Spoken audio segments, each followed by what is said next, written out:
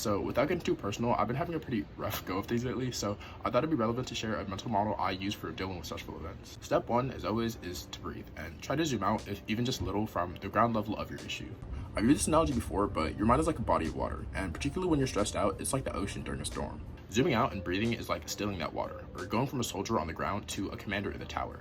Step number two is to identify the root and nature of your issue. A definition of suffering I return to often is that it's the gap between reality as it currently is and what you would desire it to be. And so the question to ask yourself here is, what specific aspect of reality it is that you would like to be different? Essentially, the point of this step is to give a name to the feelings that are plaguing you, because if you don't, you often just get stuck right back in that same churning pool of despondence and apathy.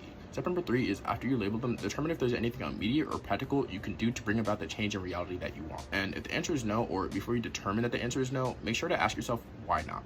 Is it because the aspect you ID'd is on the wrong scale? Is it because it's something that you don't have responsibility over? Is it because you're denying the responsibility that you do have? And usually what happens with this question is you'll come up with answers, but you'll feel a lot of resistance towards doing them and write them off.